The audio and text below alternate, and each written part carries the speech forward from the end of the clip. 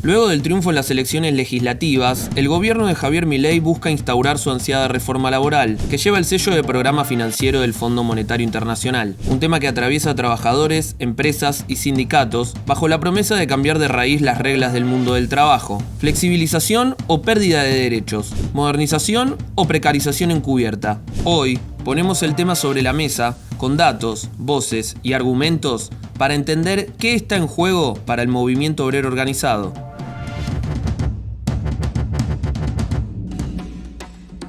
Bienvenidos, bienvenidas a una nueva emisión especial de Entremedio, el ciclo digital que estamos encarando desde Satsai en este 2025. Los invito y las invito a que nos sigan, a que comenten, a que consuman nuestro contenido a través de nuestras plataformas. Nos pueden buscar como @Satsai Nacional.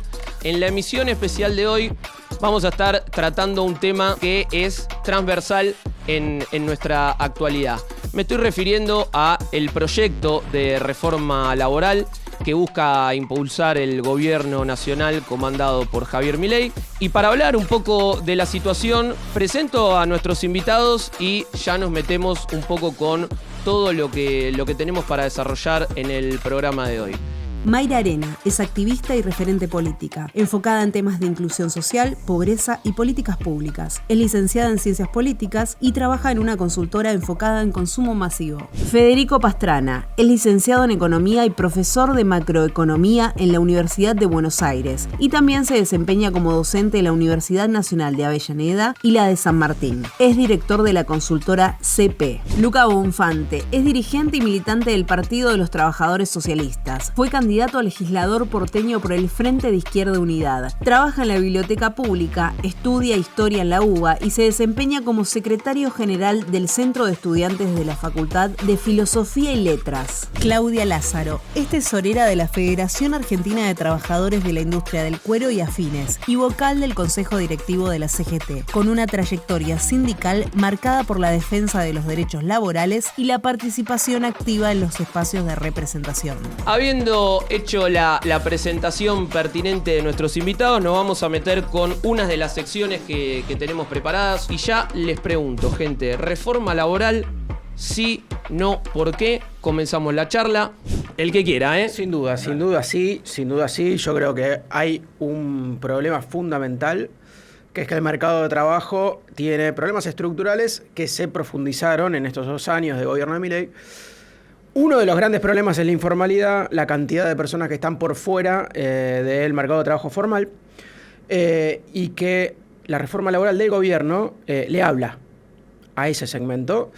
Y una parte importante de la estrategia que viene de hace muchos años de una parte del sindicalismo y sobre todo del peronismo es la defensa del statu quo, la defensa de los derechos. Es decir, defendamos nuestros derechos. Entonces, la estrategia de defender los derechos de los trabajadores en el marco de la pérdida de derechos de una parte muy importante de los trabajadores termina hablándole a las minorías. Y al mismo tiempo es una estrategia que defiende el statu quo. Al defender el statu quo y tener un gobierno que manda un proyecto que dice reforma laboral modernizante, es decir, vamos a modernizar, y vos defendés un statu quo que a la gente no le gusta, porque tiene grandes problemas de informalidad, ni hablar de los problemas de ingresos, eso hace que la estrategia política de defensa de una reforma laboral que podría ser progresista, una reforma laboral que puede incluir cuestiones vinculadas a los nuevos empleos, a la jornada, etcétera, termina encerrada en un discurso que es más de minorías que de mayorías, y eso hace que tenga grandes dificultades el peronismo para avanzar y sobre todo que deja un camino libre y un vacío que termina llenando la reforma laboral flexibilizadora en relación a cuál es el futuro, cuáles son los cambios, qué es lo que hay que hacer. Mirá, yo te propongo esto, ¿vos qué proponés? Defender el statu quo. Bueno, tenés un problema. Entonces yo creo que ahí hay un problema básico, es un problema que no solamente defensa del statu quo, que no solamente está en la reforma laboral, sino que se viene arrastrando desde hace rato, ni hablar el gobierno enfrente de todos, que decía, estamos haciendo todo lo posible para defenderte, mientras la inflación volaba, la UH se licuaba y los trabajadores tenían cada vez más problemas para defender su salario. A ver, yo creo que cuando hablamos de reforma laboral, lo primero que hay que preguntarse ¿es una reforma laboral que favorece a los trabajadores o los perjudica? Digamos, porque yo creo que la mayor parte, si salimos a la calle y le preguntamos a la gente si está de acuerdo en que tiene que haber cambios en el mundo del trabajo, la mayoría va a decir que está de acuerdo. Y efectivamente creo que hay que encarar de esa forma el debate. Es una reforma laboral la que propone el gobierno para que haya, por ejemplo, más tiempo libre para ese segmento de la clase trabajadora que está sobreocupada. Es una reforma laboral que va a hacer que el 40 y pico % de trabajadores informales pasen a la formalidad.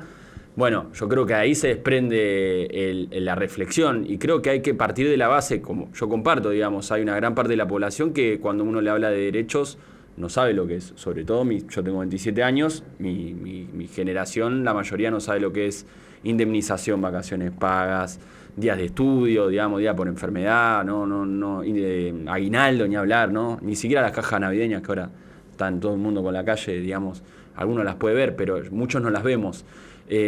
Y creo que ahí también hay que partir de una base de cómo se llegó a esta situación, digamos, porque si uno empieza a ver las leyes laborales que se vienen aplicando en la Argentina en los últimos 45 años, bueno, la tercerización, por ejemplo, que es una de las bases de la informalidad en la Argentina, la aplicó la dictadura.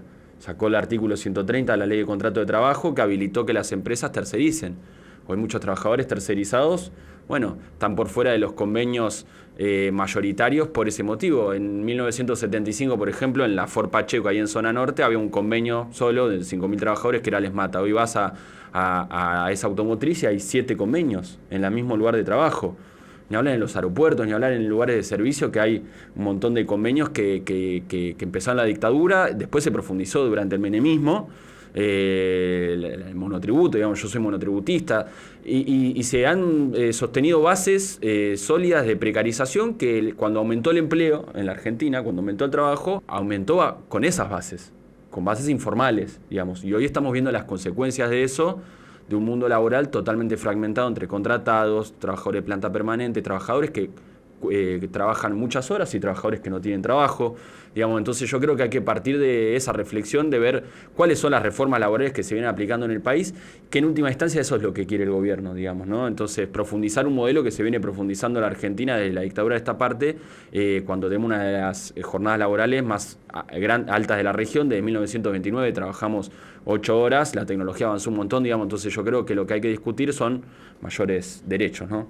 Sí, ahí nosotros me parece que lo que tendremos que plantear es cuál es este mundo del trabajo, este nuevo mundo del trabajo. A mí me preocupa muchísimo que el pueblo trabajador no participe de ese diálogo, que no se convoque a los sindicatos, que no se convoque a las empresas a discutir este nuevo mundo del trabajo. Eso por un lado. Por otro lado, cuando vamos a hablar, bueno, ¿qué vamos a hablar?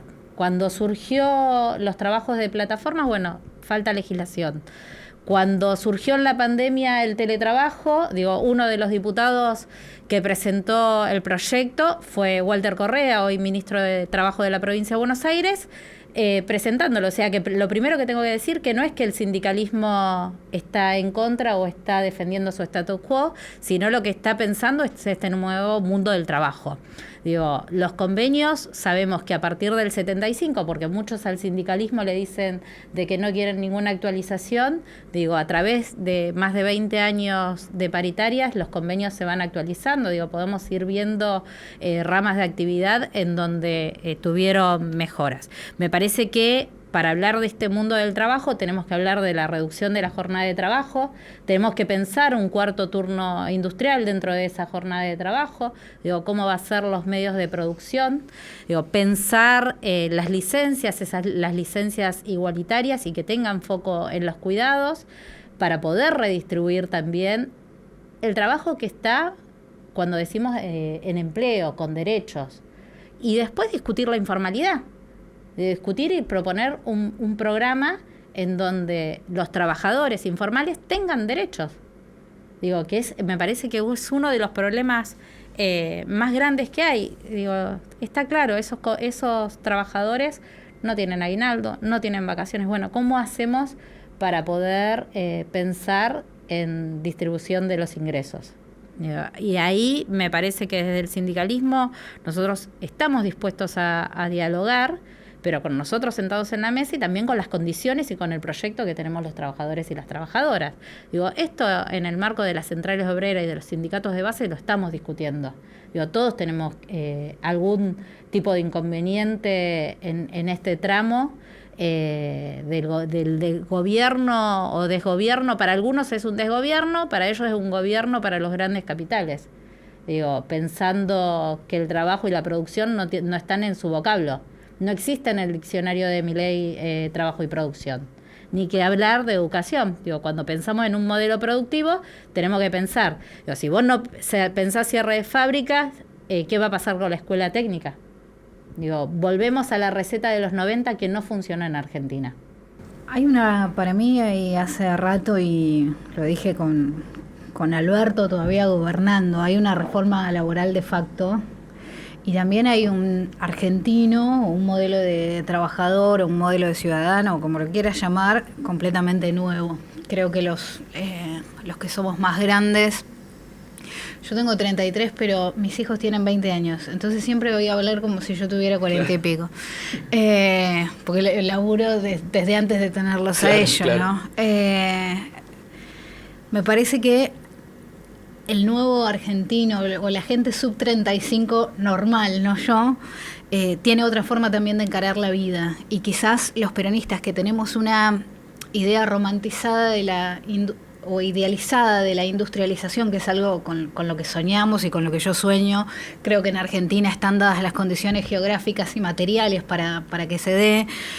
Sueño con una Argentina con marina mercante, con una flota naval de la zamputa, con recuperar esa cosa fluvial que no tenemos, con recuperar los trenes, con tener fábricas. Bueno, todo eso que soñamos no sé si encaja en el tipo de trabajador nuevo que tenemos hoy. Porque hay varias cosas que los argentinos más jóvenes no quieren, ¿no?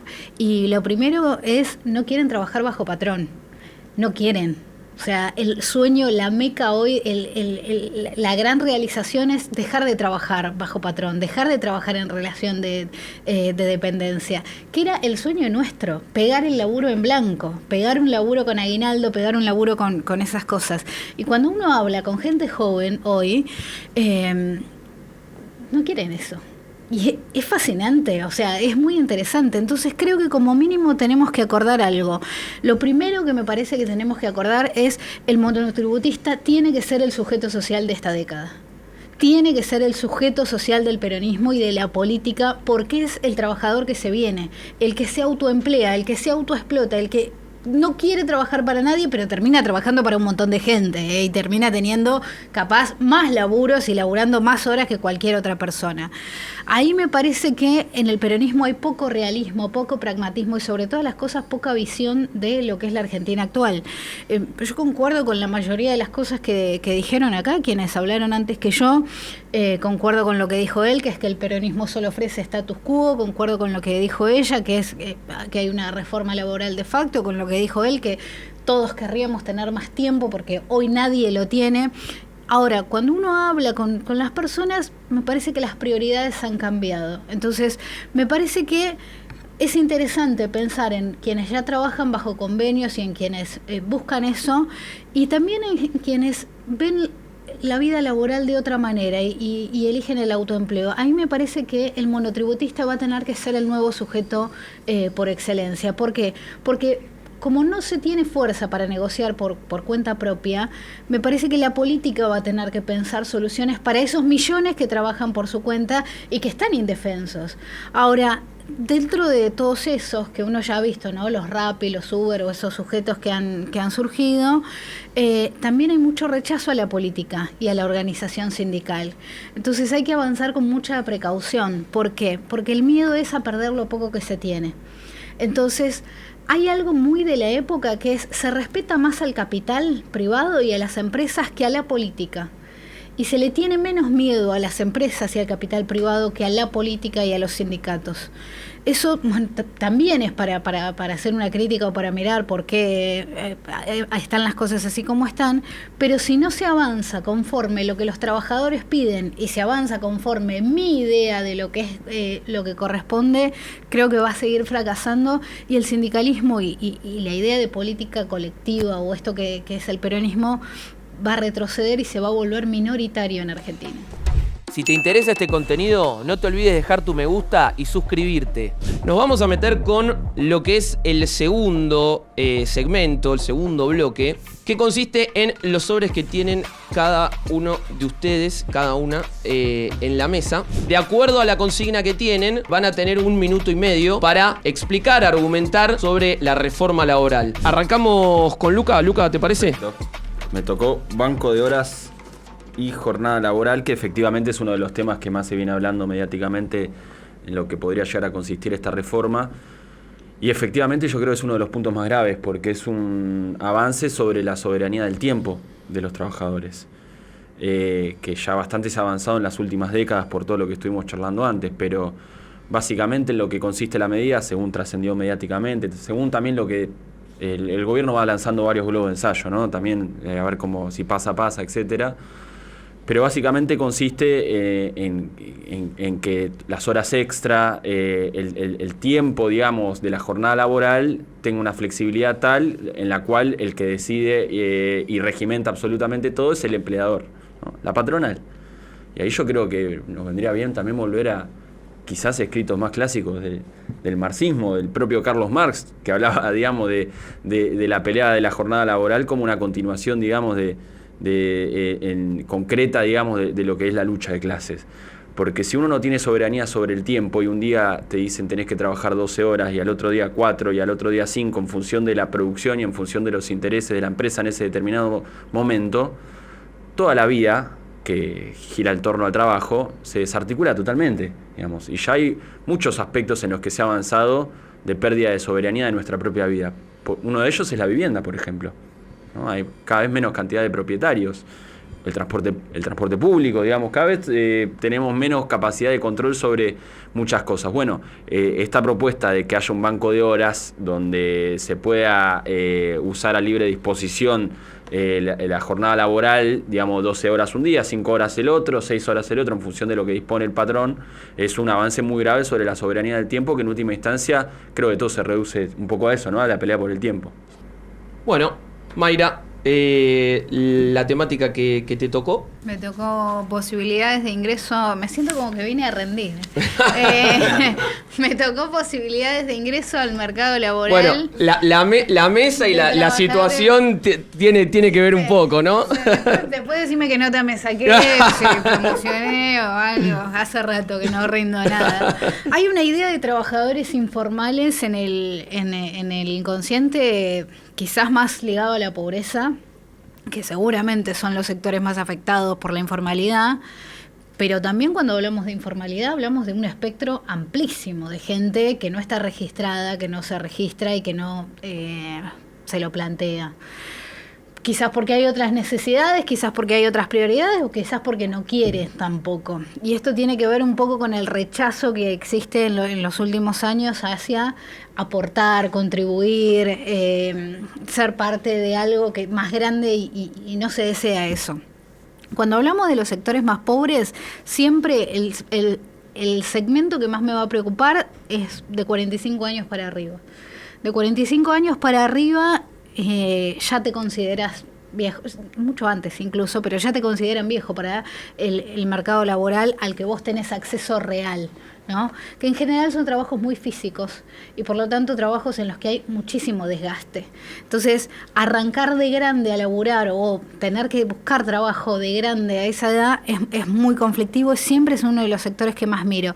Las mujeres probablemente terminen en geriatría o en trabajos de cuidados, los hombres manejando algún remis o con algún tipo de emprendimiento.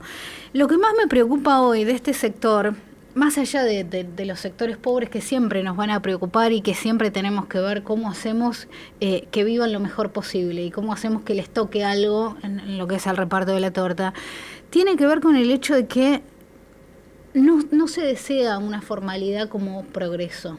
Y acá es donde me parece que hay que escuchar un poquito qué es lo que es el progreso para las personas. Hoy en día, lo único que pide la gente es ganar un poquito más de guita y que no le afanen. O sea, ganar más guita y que no le afanen.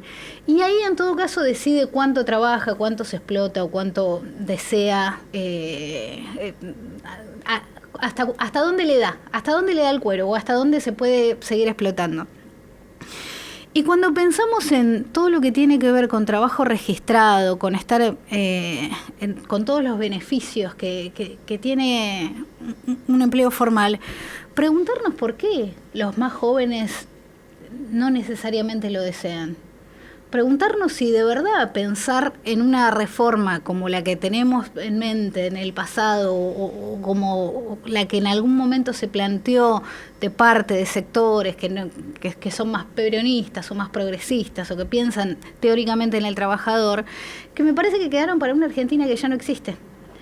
Entonces, me quedé sin tiempo, pero acá me parece que la gran cantidad o el hecho de que los trabajadores informales sean mayoría y que no sea esa la demanda. La gente no pide, por favor, estar en blanco, pide otras cosas.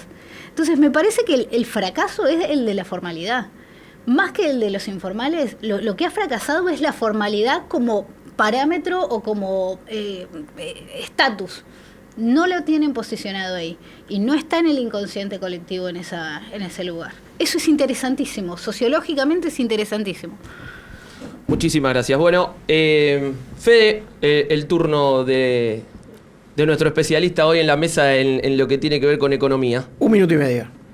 Si a mí con una jubilación me pagan 400 lucas, si a mí en el empleo formal me pagan 700 lucas, yo no quiero ni ser jubilado ni ser formal.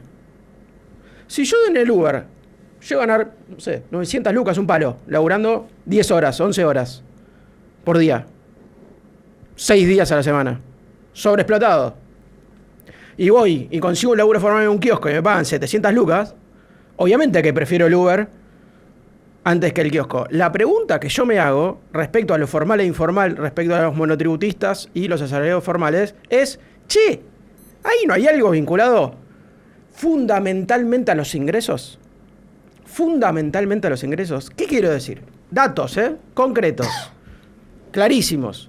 La jubilación media está 45% por debajo de 2015 o 2017.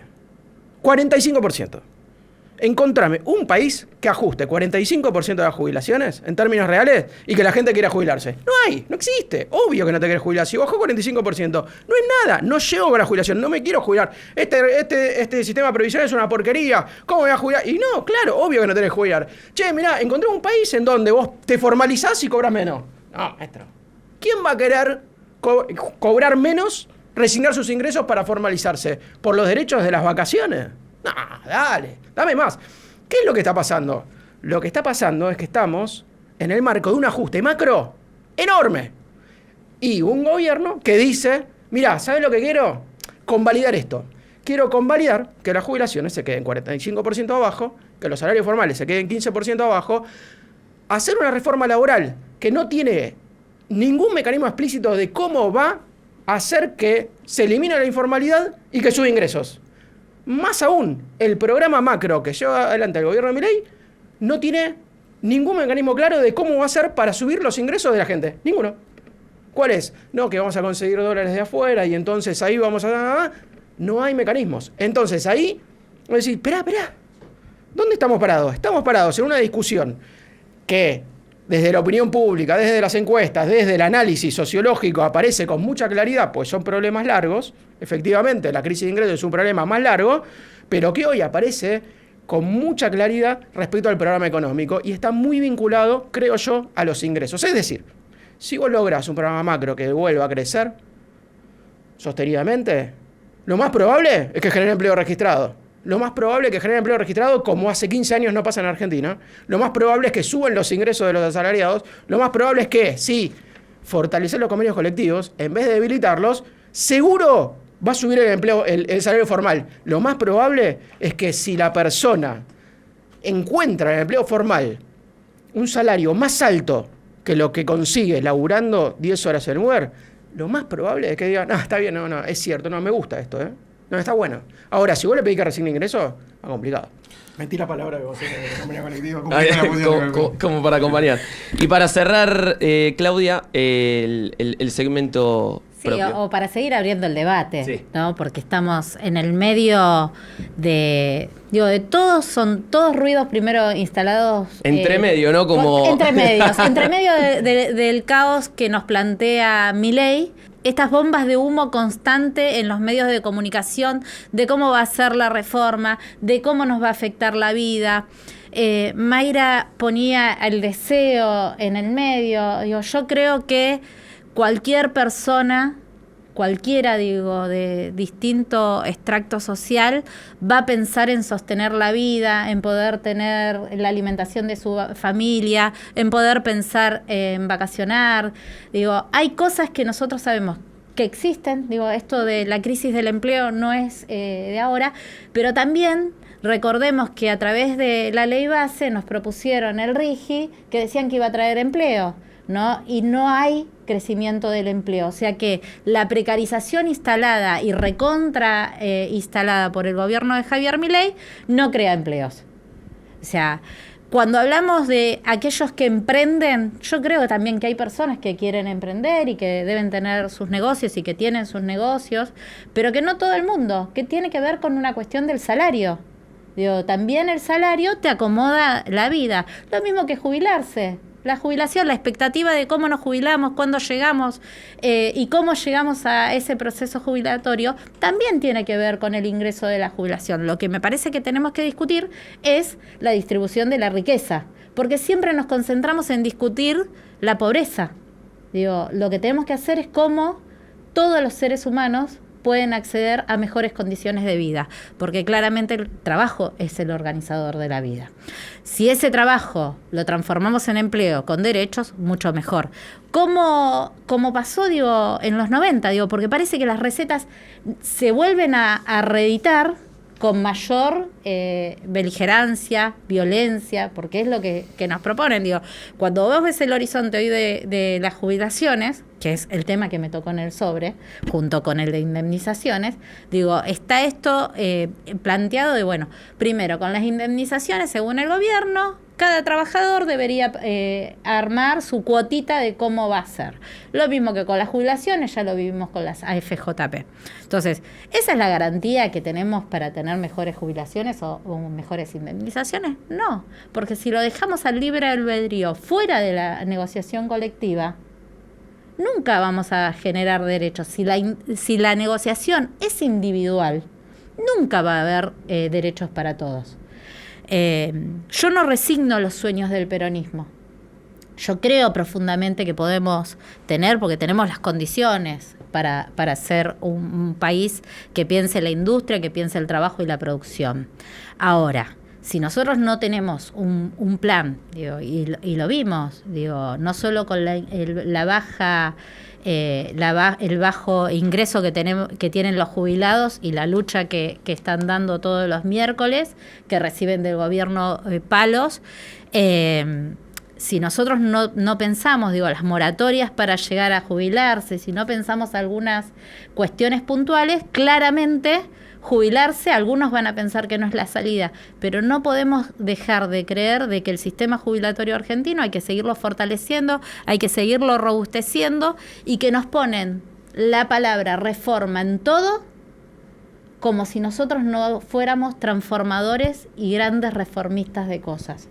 Entonces, la disputa es de sentido, pero también de poder seguir sosteniendo los derechos adquiridos y trabajar por nuevos derechos.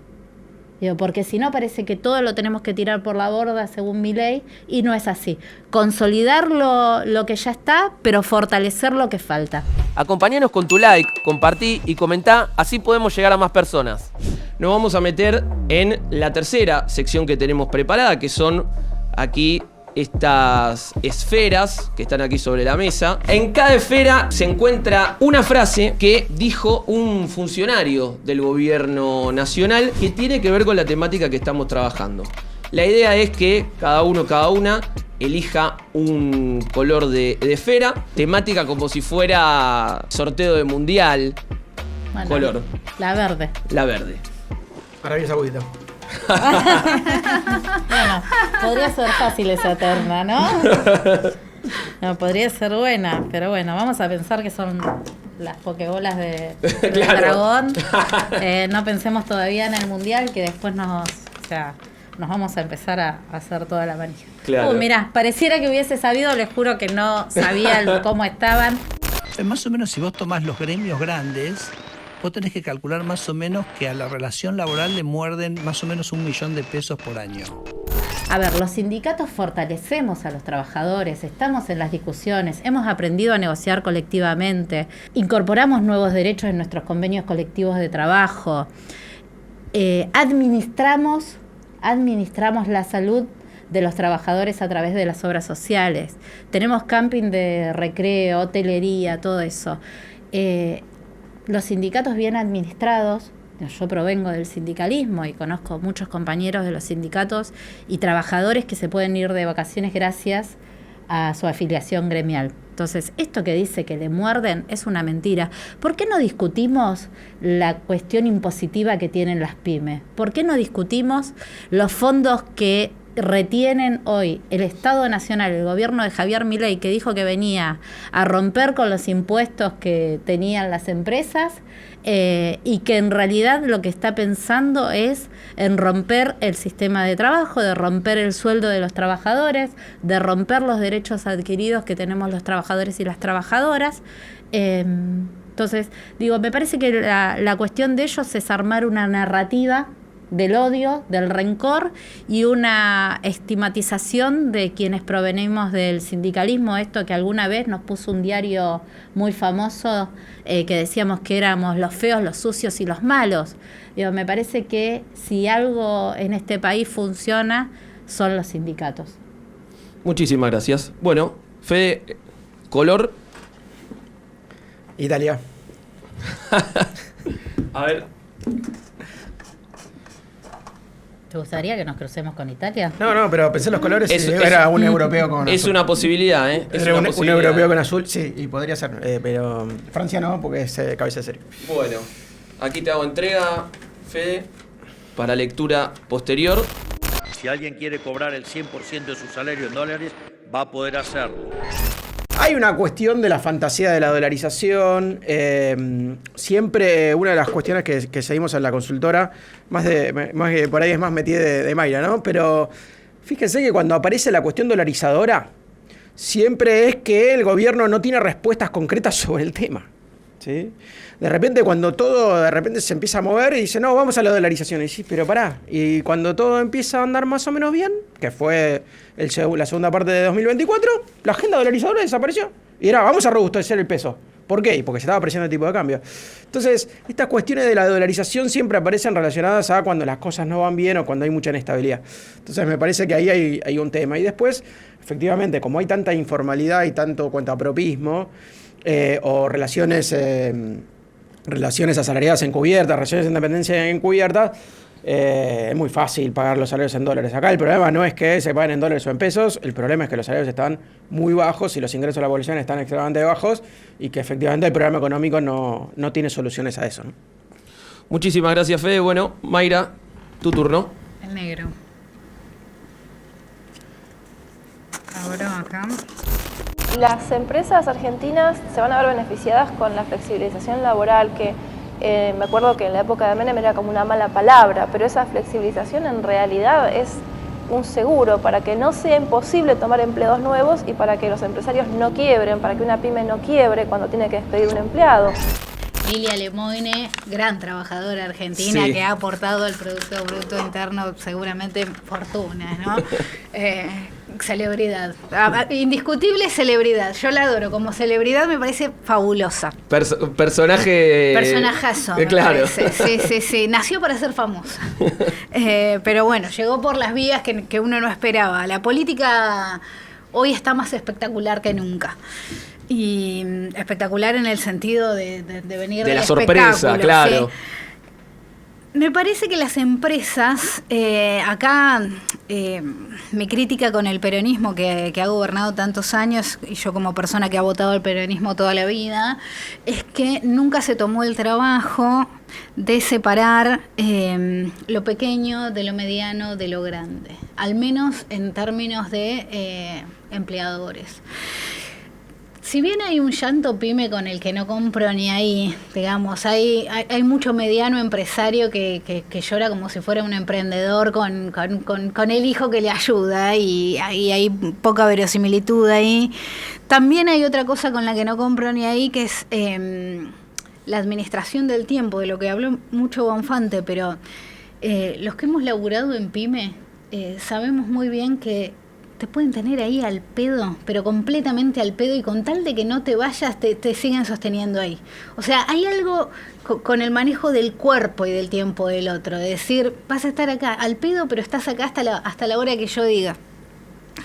Entonces, más allá de mis pocas simpatías personales hacia ese sector empresarial, cabe decir que en algún punto tienen razón, sobre todas las cosas cuando se los pone impositivamente en lugares donde no pueden sostener.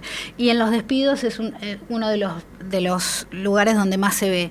Que nunca hayamos podido construir un sistema donde el empleado va aportando para la que puede ser su indemnización el día de mañana, o su retiro, o lo que sea, o como se le quiera llamar.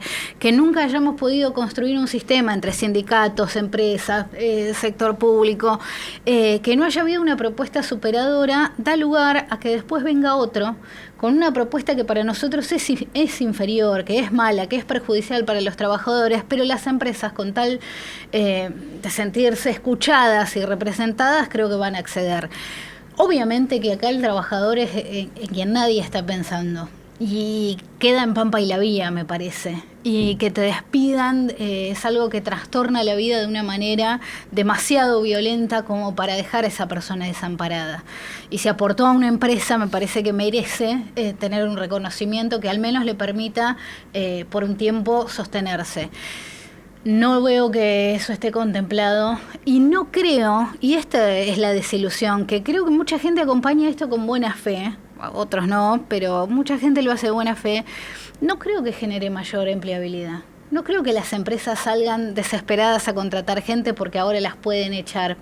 No sé si funciona así. Hay una fantasía de que ahora sí se va a poder, pero en general la guita y la productividad y el aumento de vacantes en las empresas viene por otro lado, y viene con otra matriz económica de la que en este momento estamos no solo lejos, sino casi te diría en un sentido opuesto. Así que a los que defiendan con buena fe esta propuesta, yo creo que de nuevo no les va a salir bien. Déjame agregar una cosa justo ahí, que es que efectivamente los estudios internacionales aprobado lo dicen, que yo digo. Sí, Gracias. Dicen que la baja, era solo un pálpito, pero me gusta cuando hay papeles. Es un concepto que además se enseña en la facultad con estudios concretos. Fíjense que cuando el gobierno tiene que citar, muy cortito, fíjense que cuando el gobierno tiene que citar trabajos sobre la reforma laboral, sobre lo que solventa la reforma laboral, no pone papers académicos sobre los principales economistas o profesionales del mercado de trabajo, ¿sí? Entonces ahí hay un problema, y una de las cosas que está aprobada es que reducir los costos de salida, es decir, que vos puedes echar, no aumenta las entradas. No aumenta la tasa de entrada. Okay. No lo aumenta la tasa de entrada. Ahí hay una cosa medio básica. Ahora, el contexto actual, cuando vos ves los datos largos, estamos en tasas de entradas parecidas a la crisis del 2008-2009. ¿Sí? O sea, hoy el mercado de trabajo está tan deprimido, sobre todo el mercado de trabajo formal, está tan deprimido que la tasa de entrada está muy baja. Es decir, hay algo de lo que dice el gobierno es, che, mirá, la tasa de entrada está muy baja. Sí, efectivamente. Bueno, reduzcamos los costos de salida. No, así no funciona, no. Y lo más probable es que reduzcan los costos de salida, probablemente con costo fiscal, es decir, que el ANSES pague eso sin efecto. Y sumémosle a eso, digo, que aparte en la ley base ya plantearon el tema de los colaboradores, cuestiones, no creció el aumento, hay cierre de fábrica, digo, ya hubo distintos procesos, y me parece que lo que intentan es desviar el contenido de lo que quieren discutir de verdad. O sea, el achique que tiene de la planta de trabajadores estatal tiene que ver fundamentalmente para sostener sus negocios. El no tener obra pública tiene que ver con eso. Y ahí, si nosotros pensamos que hay un curro en las indemnizaciones, los curros, hay resoluciones, tenemos el SECLO, en la provincia de Buenos Aires se propuso el ICLOP, que es un espacio de negociación entre trabajador y empresa, donde los empresarios y el sindicalismo está de acuerdo que suceda eso. A mí me parece que arman un humo tremendo en sus discursos para tener sus propios negocios. Bien, y la última esfera del esfera del segmento, dragón. la esfera del dragón, esperemos que podamos pedir algún deseo más positivo. La ¿no? veo difícil. Ahí abre Polonia. Salió Claro. Los empleadores le paguen más y mejor a los trabajadores, que también generen un diferencial y se destaquen. Si todo es lo mismo, lo que termina pasando es que uno apunta hacia abajo. Bueno, es seguir profundizando la lógica de premios que ya existen en muchas empresas, ¿no? De premios a la productividad.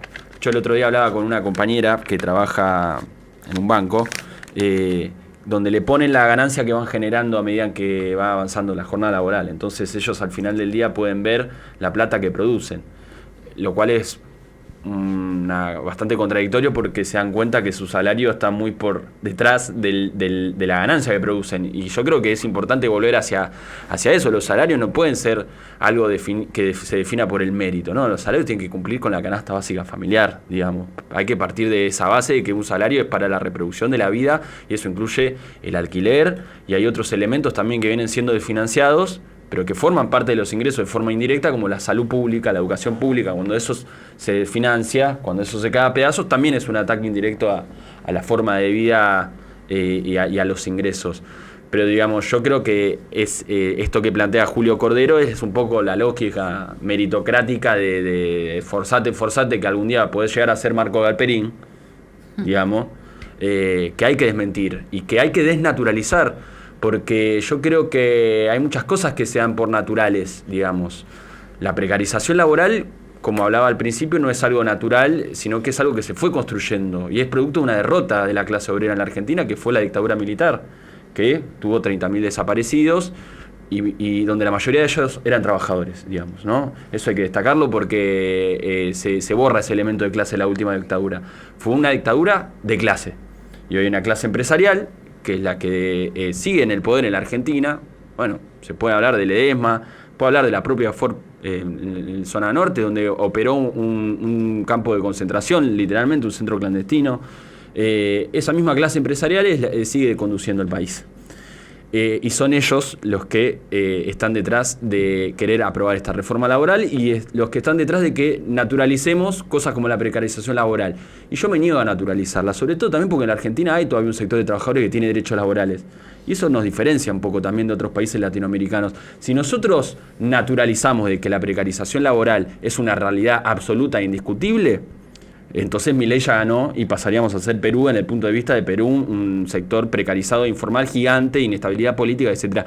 Yo me niego a dejar que eso pase sin que pase una resistencia. Bueno, ahí entra el plano. Bueno, esa resistencia tiene sus dificultades también. Ahí los sindicatos, para mí la gente, los jóvenes no tienen un problema con los sindicatos, tienen un problema con los sindicalistas, que es otra cosa, digamos. Y hay distintos fenómenos a lo largo del mundo donde ramas modernas de por ejemplo Amazon, Starbucks, los jóvenes se están empezando a sindicalizar como en Estados Unidos.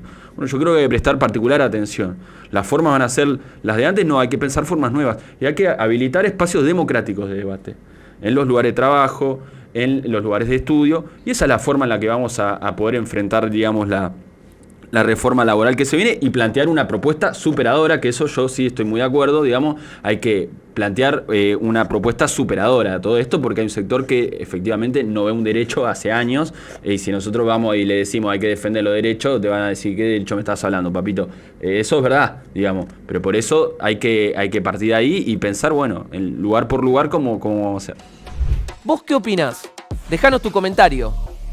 Bueno, gente, nuevamente agradecerles por la predisposición, por haberse acercado. La idea era, como decía antes, generar también un compendio de ideas, porque a veces uno entiende también por la palabra debate que, bueno, se sientan 4 personas y se van a enfrentar y uno va a decir... Y a veces me parece que escucharnos de acuerdo a las formaciones que cada una tiene, también resulta muy importante en un contexto donde quizás el análisis pasa de largo, donde el impacto, la espectacularidad, como decíamos antes, está tomando un rol como muy preponderante. Así que bueno, era un poco la idea de generar el programa de hoy. Nos vamos a meter con lo último. Consultamos a la gente que nos sigue si tenía alguna inquietud, si tenía alguna pregunta. Voy a pasar a leerla. ¿La reforma laboral puede pasar por encima de los convenios ya establecidos? Esa es una de las preguntas que nos hacía Diego, uno de nuestros seguidores en redes sociales. Mira, ahí hay algunas cosas que me parece que hay que tener en cuenta. ¿Quién resuelve los convenios y cómo se conforman? Entre las empresas, los sindicatos y quien los termina validando, la homologación la hace el Estado Nacional. En función de cómo están, claramente el gobierno nacional quiere dejar que dejen de existir los convenios, porque lo que no quiere discutir son convenios colectivos, o sea, derechos colectivos, derechos para todos y para todas. Ahí me parece que hay una cuestión que discutimos. Yo pongo siempre el ejemplo que tuvimos las mujeres cuando fue la sanción del aborto legal, seguro y gratuito, ¿no? En ese momento la diputada de Los Penato hizo un discurso, diputada que proviene del PRO, hizo un discurso y muchos decían, ay, qué bueno, cómo habló en defensa del derecho al aborto. Cuando tuvo que votar a la semana siguiente la reforma jubilatoria, como era un derecho colectivo que nos afectaba a todos, no votó como cuando bancó el aborto, votó en contra. Entonces, el problema es cuando discutimos derechos para todos. Entonces, por eso hay que fortalecer los convenios, la negociación colectiva, las paritarias, y en eso, discutamos todo lo que haya que discutir, trabajemos sobre los derechos que faltan. Yo coincido con todos, esto quedó claro en la mesa. Hay derechos a trabajadores que les faltan, porque no estamos hablando de empleo. Trabajo hay mucho. El problema es los derechos que tienen esos trabajadores y trabajadoras.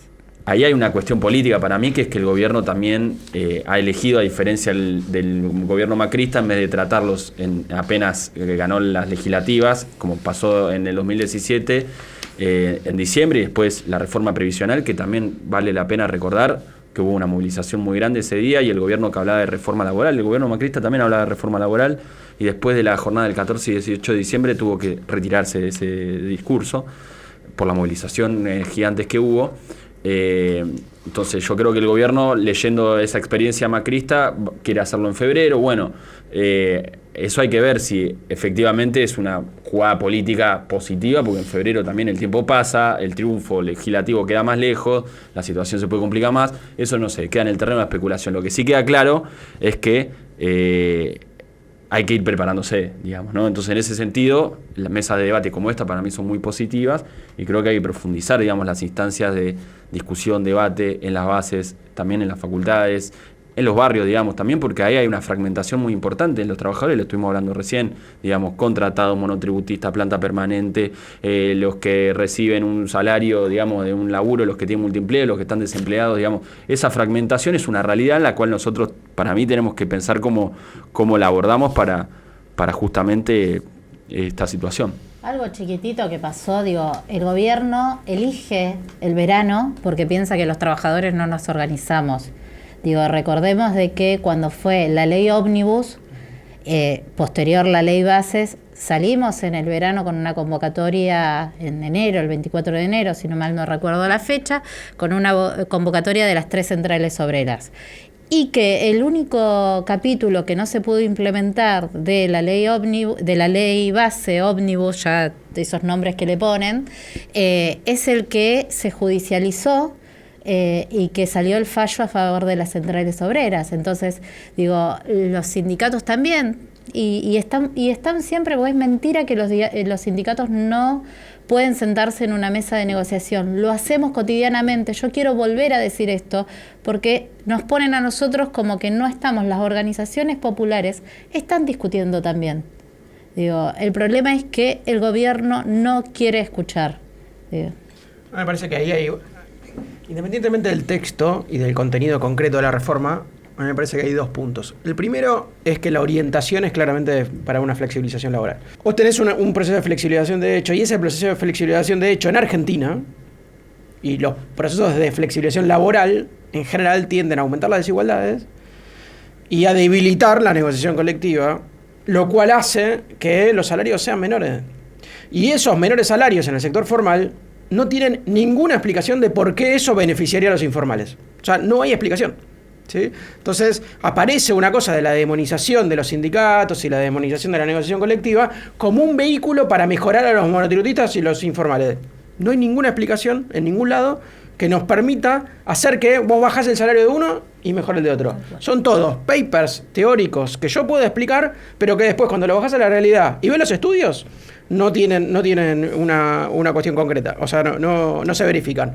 En ese marco de la orientación flexibilizadora, yo creo que puede llevar al gobierno a una frustración muy grande en términos de su agenda laboral, ¿sí? Una frustración muy grande, y eso no es gratis. Yo creo que no es gratis. Ojo, porque el gobierno no es un gobierno fuerte independientemente del resultado electoral. Es un gobierno que ya mostró una fragilidad muy grande y una debilidad muy grande. Con lo cual, llevar adelante una agenda tan fuerte, poniéndole a la reforma laboral un eje tan importante en su política, puede llevar a una frustración. Y lo otro es que la reforma no tiene ningún tipo de ámbito tripartito. No tiene ámbitos tripartitos. De hecho, los ámbitos tripartitos, como muestra los 2 años de gobierno, uno de ellos, el salario mínimo, que es uno de los ámbitos tripartitos más importantes que tiene la política laboral, desaparecido. Instituciones como los procedimientos preventivos de crisis, que Claudia no lo logró porque eran muchos, que es un proceso que hacen las empresas cuando tienen un quilombo grande. Che, tengo que cerrar porque tengo que despedir tantos trabajadores. Ah, buenísimo. Entonces vas al procedimiento preventivo de crisis y se juntan empresarios, trabajadores y el Estado. ¿Y dónde está eso? ¿Dónde está fortalecido? No hay, no se nombra, es como si no existiera. El gobierno debilita las instancias tripartitas, hace una reforma laboral. A mí me asusta una noticia que para mí fue como muy clara, que fue, estaría el texto de la reforma laboral, lo están terminando de escribir. Y vos decís, wow, ¿qué es esto? ¿Cómo que lo están terminando de escribir? Ah, o sea que la reforma que lo escriben 4 personas, decía la noticia periodística, están terminando de escribir 4 personas, solo lo saben 4 personas, y que va a ir a diputados en diciembre para que lo aprueben rápido. ¿Qué es esto? Es una reforma claramente unilateral que no busca consensos, que no busca ámbitos tripartitos, en donde obviamente el sindicalismo es uno de los actores más importantes que queda afuera, y que eso hace a un tipo de reforma. Y es un tipo de reforma que, como muestra la experiencia, cuando vos no metés a los actores, son reformas muy conflictivas, son reformas cuyos contenidos muchas veces no funcionan, como muestra el fondo de cese, ¿sí? Recordemos, Sturzenegger diciéndole a los empresarios, hace años que vengo escuchando de la necesidad del fondo de cese, lo aplicamos y ustedes no lo hacen. Pero es que no nos sirve, maestro. Esperá, dale, sentate, vemos. No, pero ¿cómo puede ser? Bueno, es ese tipo de muestras, los quilombos que tiene la agenda unilateral, de ir con todo y querer marcar la cancha a los actores y decir, es esto lo que hay que hacer.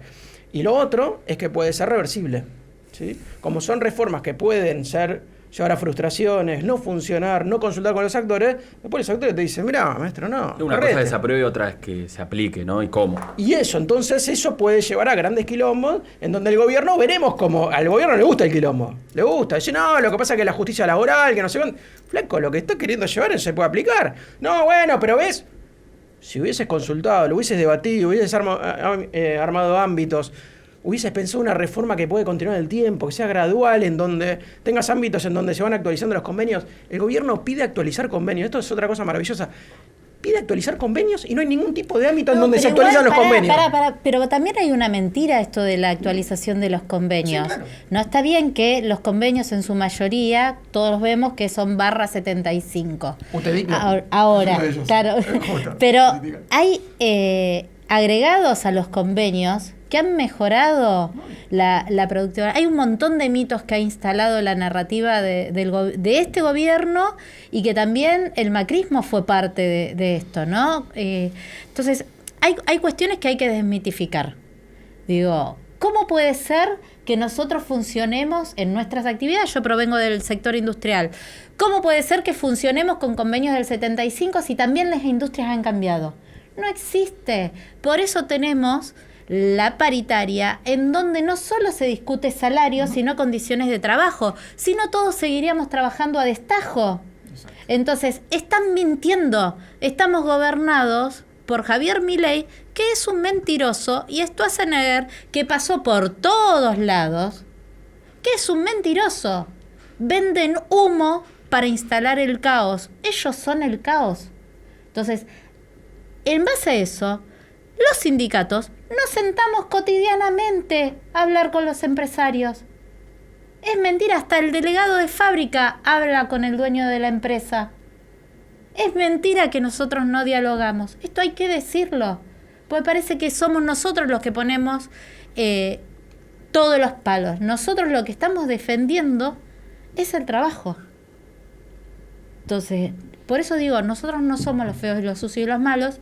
Quizás en esta espectacularización, que se piensan que están en el Teatro Maipo, que pueden andar haciendo recitales, ¿viste? para diluir el debate que tenemos, bueno, que convoquen a todos los sectores a ver si se animan a dialogar. Desde los trabajadores tenemos propuestas para poder discutir. Seguramente los diputados y los senadores de todas las extracciones tienen propuestas. Que abran el debate en el Congreso, que nos llamen a los trabajadores, que llamen a los empresarios a discutir y vamos a ver si pueden sostener.